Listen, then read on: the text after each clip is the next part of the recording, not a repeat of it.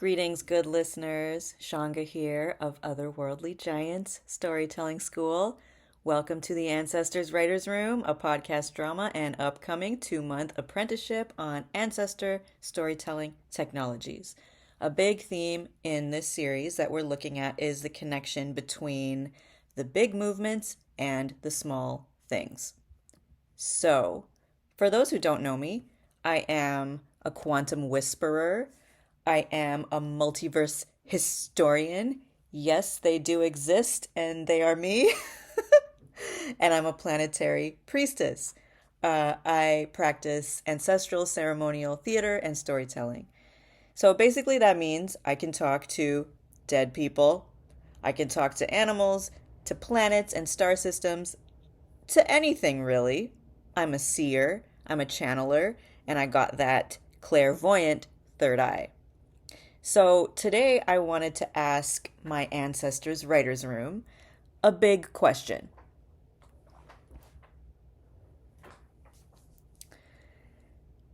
Ceasefire.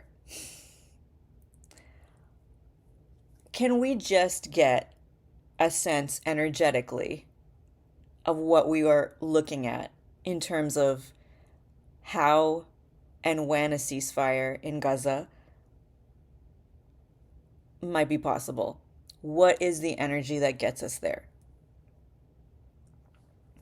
Okay, ceasefire. Yeah. So immediately I'm pushed forward and my heart is opening. And there's a sound that comes out too. It's like it's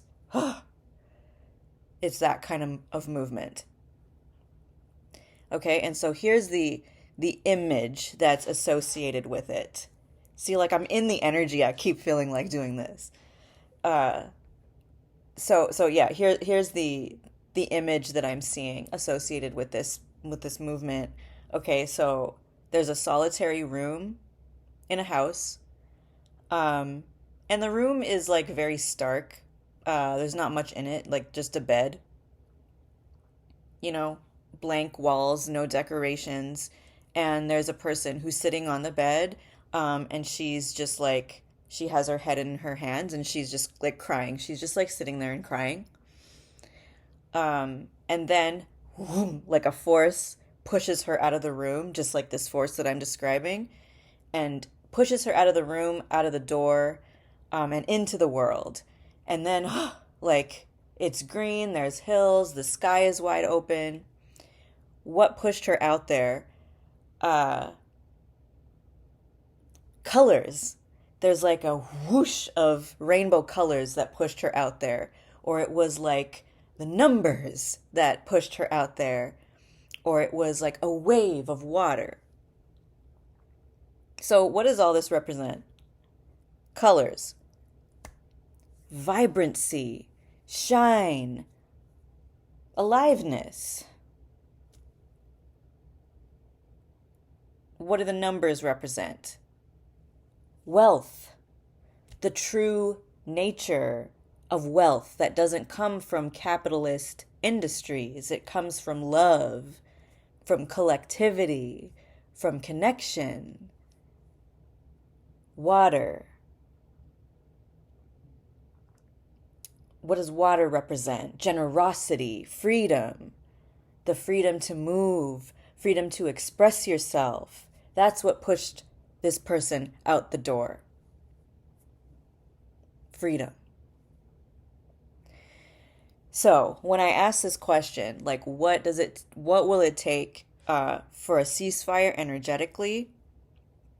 I also see, boom, two animal companions show themselves with that same energy, just boom, right in front of your face. It's like right here. The animals are right here, and there's two of them. There's an eagle, and there's a black cat, but a big black cat, like a jaguar, like a black jaguar or a black panther, a big cat, and their face is right in front of you. And they're kind of saying, you are needed. You step up. You. So, what this feels like to me is inner leadership, personal leadership in your life. This energy, like it is a little bit confrontational, but not in a not in a jagged way, not in a certainly not in an abusive way at all. It's like it's confrontational but soft and strong around the edges. It's loving. It's supportive. It's life-giving. And, I say confrontational, there's no judgment, there's no lecturing, it's not unsafe. It's just a very clear, striking call to come alive in your aliveness. Come forward in your aliveness. It is certainly pushing you out of your comfort zone, but not in a grinding culture kind of way. It's hydrating. It's like that. It's like water. It's like colors. It's like numbers. It's like wealth. It's like a part of you that got used to living in subpar conditions. Now you're being challenged to come forward in life, in your aliveness, in ways that are, yeah, challenging and uncomfortable because you got comfortable in the subpar. So this is really like pulling out one of the teachings, the ancestral teachings that came out of the first episode of the podcast drama, The Ancestors Writers Room, episode 1 called The Crazy Planet. So in that episode, we talked about how in multiverse history, there was a sadness that once descended upon the universe, um, and it's just been there for so long that we got used to it. Um, and we began to regard this sadness as a security blanket when actually it was always just a cage. And we figured out how to make happy within the sad because for so long that was just our only option. But now the sad is blown wide open and it's gone. And we have to figure out a longer journey of what it means for us to be happy again as a species and free and share this planet well with each other in integrity. So these animal companions are telling you the truth about your aliveness in this moment and your happiness, the immediacy of it and the longevity of it. So that's what the Free Palestine movement is teaching us too. And that's what has been broken open with this freedom movement. And obviously, we have a journey to go through because look, the opposition to freedom, genocide, is really showing its teeth. Like for people who thought that the Israel-Palestine was just like an equal conflict, like a war between two sides who couldn't stop fighting, like, is not true, even though a lot of people still believe that it's true because of all the propaganda. But like the genocide is really showing its teeth. The power dynamic is really showing itself. And it doesn't care. Like this genocide, it doesn't care that is being obvious as fuck. Like it doesn't care. That people see how violent it is and how purposeful in its genocidal pursuits. It's like it's gotten pretty cocky. It thinks that it can just get away with being genocidal and everyone will still think it's innocent, like it's the victim. But this energy pushing us out of our comfort zone is a truth that's stronger than that. It's more enduring and everlasting, and it's not going away. For any voice out there that's just like, oh, just like give them what they want so we can end the immediate violence. Like, that's not where ceasefire is going to come from. And I think if we are being honest, in a personal level, like everyone is carrying something like that because there's a desire to just like stop the immediacy of how horrific it is.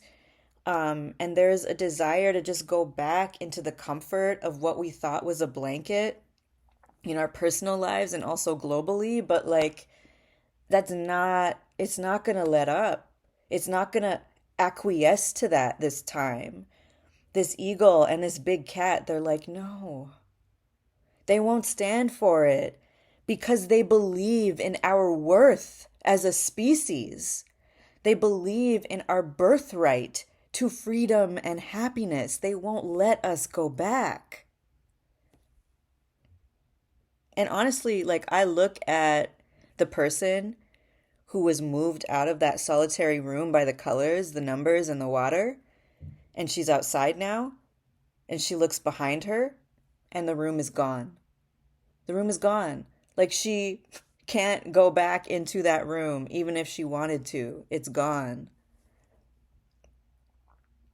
There is no going back. There is just this life that is going to continue to bloom. There is just this freedom expressing itself. There's just our journey of learning how to let happiness be the thing that holds us and not the sad. And I mean the true nature of happiness, which isn't what the wellness industry or whatever sells us. True happiness is living in deep devotion with the land and all of life. Every day, it's returning home to that. It's remembering each day to return to the ceremony of life. So when I ask this question about ceasefire and what is the energy that can truly bring that ceasefire into fruition, it isn't just about like keeping the peace by going back to a situation in where in reality we were just caged, where Palestinians were living in conditions where they had horrible restrictions on their movement. They couldn't be free on their own land, and they were experiencing so much daily abuse and aggression that that so many on the planet were just couldn't see. Like this moment, this energy is asking us to answer our calling, embrace it, live it with truth and passion, be bold and unapologetic, and come forward, not in a capitalist grinding way, but daily action and ritual inspired by our grief and our rage, our water and our creative ancestral fire. So I'm going to do a part 2 on this video because I want to talk specifically about the cat that is showing itself in this vision, the big black cat, because I want to link that to what happened with the recent BDS campaign success, with the company Puma. Because if we're talking about big cats, we're going to talk about the Puma. So yeah, tune in, subscribe to the channel. That video will be uploaded soon. So look out for that. And in terms of like the energetics and celestial movements for ceasefire, I'm looking at 2 important dates astrologically. January 1st, when Mercury stations direct, and January 20th, when Pluto goes Cazimi. Now, we'll talk about that, what that means, because what I'm looking at is this uh, this realm of activism that I'm calling energetic activism. And so basically, um, looking at how energy healing can assist, because we need activism on every single level right now, right?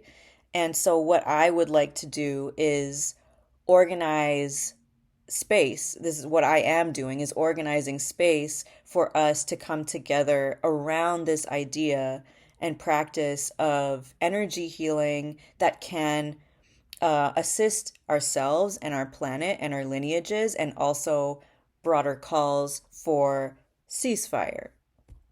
Um, but this kind of activism, it has to be done very purposefully, intentionally, and it has to follow certain guidelines, and just it has to go a certain way in order to do it safely and effectively. So this series leading up to the first gathering that I'm gonna host, I'm gonna share more videos about what that means and why it's important, and how does one go about participating in this. So I have one event coming up on December 31st. Because the two dates, like I said, I'm looking at January 1st, Mercury stations direct, and January 20th, Pluto goes Kazemi. These are important days energetically for us. Okay, so that's all I'll say for now, because I'll do a separate video on the celestial stuff. But yeah, so stay tuned to the series. We'll talk about it more, and we'll talk about it more deeply when we gather on Zoom on the 31st. I know that's coming up soon, but it's just like day by day. We're just doing things day by day here. So it's free to register if you'd like to check out the event, get more information from the event on the event page on my website. And then, yeah, register if you want to attend. Just type in your email and we'll send you the Zoom link. Yeah, and I will see you in the next video.